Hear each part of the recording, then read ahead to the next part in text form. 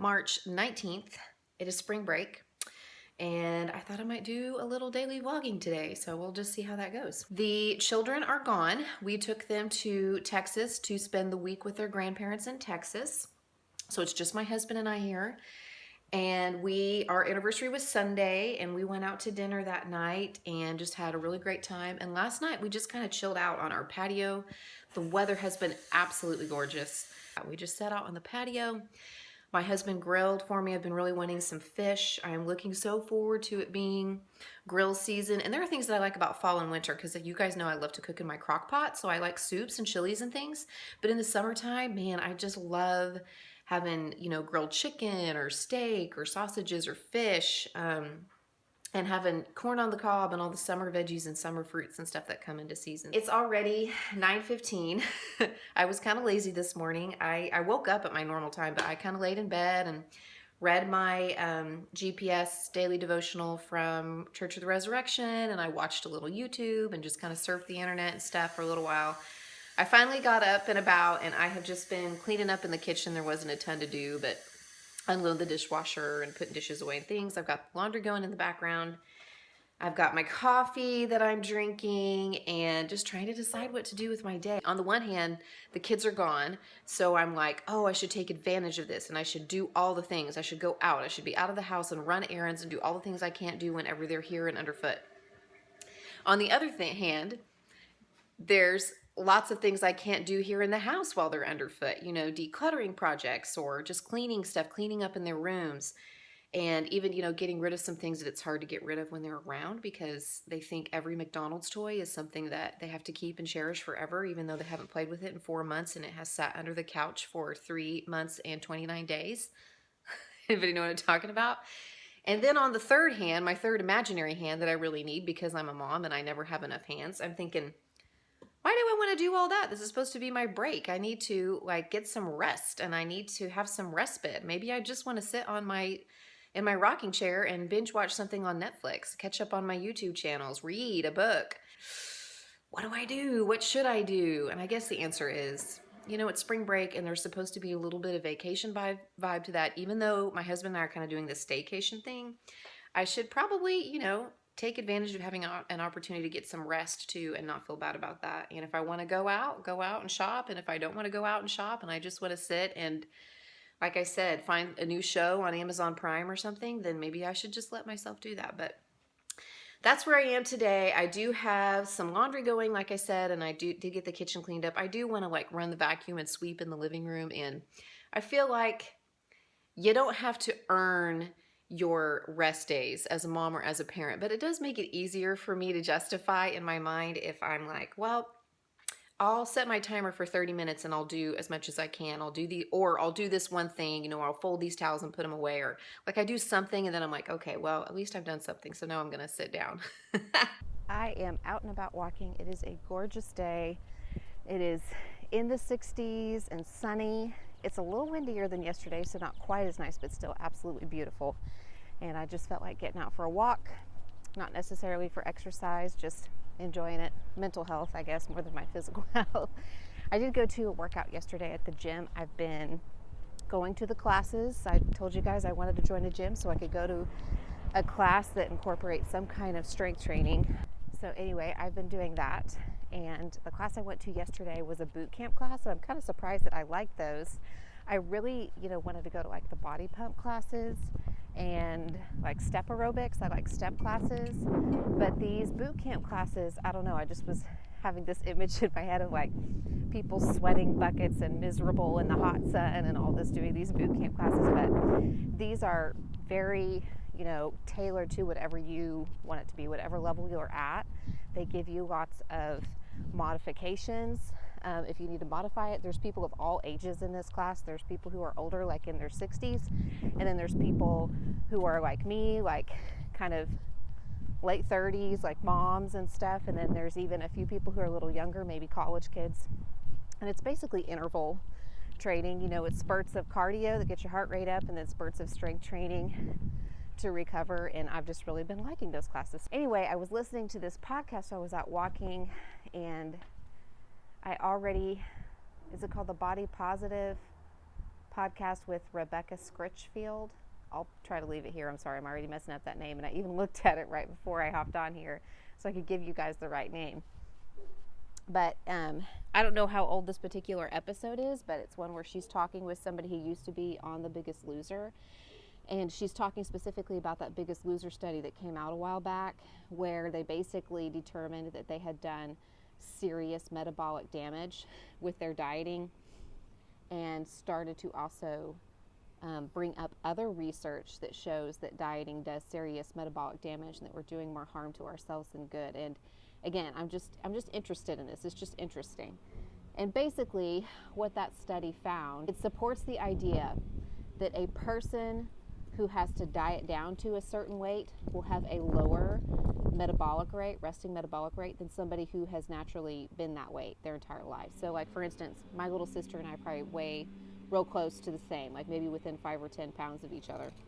But she has never dieted, and I have for basically my entire adult life. So even though we're maintaining around the same weight, the idea is that my body requires fewer calories to maintain that weight than her body does, that her metabolism is just working differently from mine because I have dieted and she hasn't. And what they were finding in the studies, it was significant. It wasn't just like, a few dozen calories. It was hundreds of calories per day difference that person would have to restrict or eliminate or burn off via really grueling workouts in order to maintain that weight, as opposed to somebody who was naturally that weight and was maintaining it. But the person she was talking to, who was a contestant on that show, brought up the point that I've been thinking and reading all of this stuff about intuitive eating and about this idea. And again, I get the research, I totally do, and it's really intriguing to me, and I think they make really good points. But my concern is, well, what are we supposed to do? Do we just throw our hands up and say, oh, well, is it really discouraging for people who are not very happy with the way that they look and the way that they feel? That it's basically saying, you really aren't going to have too much control over that. And does that mean that we just let somebody who wants to lose weight resolve, no, this is it. This is what I'm going to be? And I don't think that's true. The point is that we all need to make peace with the bodies that we have, so that we'll want to treat it well, so that we'll want to eat nutrient-dense food when we're really listening to what our bodies say we need and we're craving, that we need to move our bodies, that we need to, eliminate vices like drinking too much and smoking, that if we will actually truly take care of our bodies will do the job of maintaining at the point that they're supposed to. So weight loss could be a side effect if we start to do those things. And case in point, when I was heavier, and I realized that my heaviest point is possibly somebody's dream weight. So, but when I was 30 pounds heavier, 25 pounds heavier than I am now, one of the things that I did that was not healthy was I medicated with food. Maybe not my physical health, but my mental health and my emotional health. So if I had stressful days, I would get through it by eating or by thinking about what I was going to eat when I got home. You know what I mean? I was using that to deal with stress and anxiety and worry and doubt and even sometimes boredom. And I was using it for that. And that is not a way that we should use food. I certainly think it's okay to enjoy food. But whenever I stop doing that, and I still struggle with it, I still have to stop myself from doing that sometimes. But I do feel like it has been easier the past several weeks when I have removed so many of the restrictions that I was placing on myself with my food. So I'm probably not making any sense. I'm just kind of rambling, but it's just really interesting. It's an interesting aspect to think about. Oh my goodness, how trained my brain is, and how, what's it called when you're conditioned, how conditioned I am to always want to be smaller and to always want to restrict what I'm eating or work out in a certain way with the goal of achieving something somebody else says I should be or look like. When what I should want to be is healthy, and I feel good when I am eating my vegetables and drinking my water, and that's not something I have to force myself to do among other things, like getting exercise and working out, like these classes I've been going to, I'm actually enjoying them. And for the first time in my life, I am working out in a way where it's not about the number of calories I burn or trying to achieve a certain body or trying to look a certain way in a swimsuit. I'm really doing this because I want my body to function better. And that's like a totally new thing for me. And when I'm truly doing those kinds of things, I don't know, it's just amazing, like how much better I feel and how much happier I feel. But I still have anxiety about what the scale's going to say, or have anxiety about, you know, oh, I maybe overate a little bit, or I let myself eat for emotional reasons or whatever. I still struggle with it. I'm still, you know, finding my path, but it's just interesting. It's just interesting, and we'll just see where it takes me. Okay, I'm all cleaned up and ready to go. I'm gonna head out the door because I need to run a quick errand. I need to go pick up my prescription really fast, and then we'll see. I still have a couple hours before Daniel can get home so we can go out, but I don't know, I'm starting to get a little restless, so we'll see what I can go get myself into. All right, I went to CVS, I picked up my prescription, and then I was like, what can I do to waste a little more time? What's around here? And so I decided to go to Dollar Tree, because I can always find stuff I don't need that I'll buy in Dollar Tree, but at least it doesn't break the bank, right? Because everything's $1. So my hair is kind of crazy, y'all. I'm at an impasse with my hair. I've got to decide if I'm going to keep cutting it. I usually keep it about like chin length, where it's real easy to style. You just blow it out or run the straightener through it and it's styled. And I've been coloring it too. I've been going blonde, and for years I didn't do that, and I just got to the point where I like never fixed my hair. It would always end up in a ponytail, and it's gotten kind of thinner, so I feel like it looks better shorter. But I'm also real tempted to let it grow through the summer, because I just love the ease of a ponytail or a French braid, especially a French braid in the summertime when it's so darn hot, you know. So I just can't decide if I should just go ahead and chop it off again, you know, or if I should let it grow out over the summer so that I can do that and then chop it off in the fall. I don't know. But anyway, I tried to curl it, and it's just kind of like all over the place, and it's super windy today, which is actually good, because I feel like this kind of curl, it looks better the more it falls. Anyhow, went to Dollar Tree. Let me show you what I got. First off, I have some repeat purchases, just stuff I like always buy when I go in there. I like these disinfecting wipes. Unfortunately, they didn't have the 30% more where it comes with, or 25% more where it comes with like 30 wipes instead of 24, but that's okay. I like these. I bought 2 canisters. These alphabet cookies, they're little shortbread cookies. My kids really like these. It's a big box. It's like a full-size box for $1. And it's only 6 grams of sugars for a whole serving of them. So as opposed to like other sugar things, sweet things, these are pretty good, and my kids really like them. And then I picked up some of my favorite drink enhancers. This is the Hawaiian Punch, the grape kind. I have not been able to find these. I've checked like in my grocery stores and at Walmart and stuff, and they've been out. So I picked up 2 boxes. And then I don't know why I've never noticed this, but I noticed that they had bath salts. They had Epsom salts, so I bought one of the bags. This is a 1-pound bag. And this is just regular Epsom salts, but they're like citrus scented, which I hadn't seen that scent elsewhere. So I bought some of those. And then this is actually more than a pound. It's 18 ounces, and it's a coconut oil and sea salt. So actually this is even a better deal than this. But I've been taking a lot of baths lately. I think just it's like a relaxation thing. We have a really nice jacuzzi tub in my bathroom. I've wanted one for a long time, and finally we're in a house that has one. So I take advantage of that. And then I also saw this foaming hand soap. This is pear scented, and I like the Bath & Body Works kinds, and I tend to buy those a lot, but I haven't been by Bath & Body Works in months, so we're starting to run low.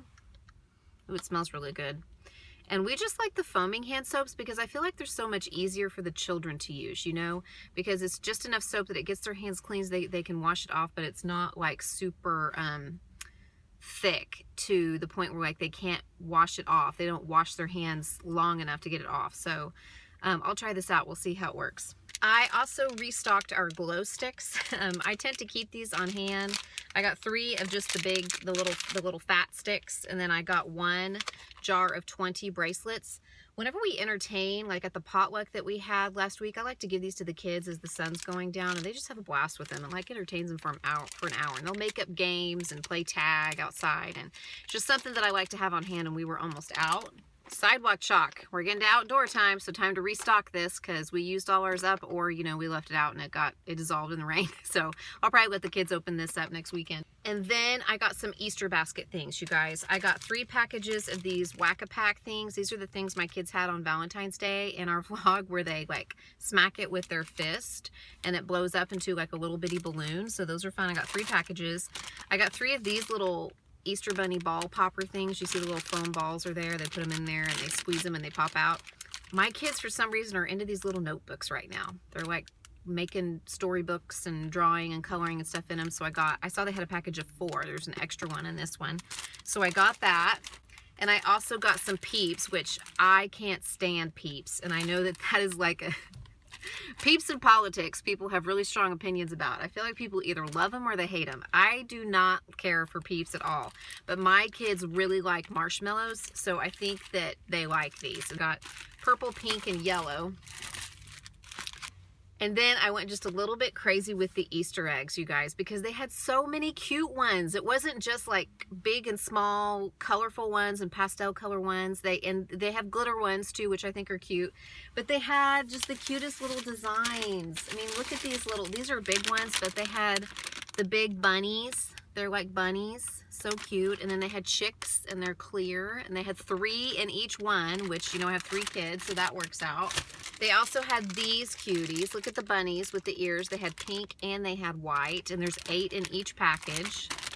Here's some little chicks. There's 8 in this package, if you can see. I thought those were darling. And they have these. There's 10 to a package. They're a little smaller, but they're like little animals. So they have like a hippo, and I'm not sure what this is. Maybe a dog. I think it's a dog. And then they have an elephant and a tiger and a zebra. And then this package has a cow and a giraffe and a cat and a koala and a monkey.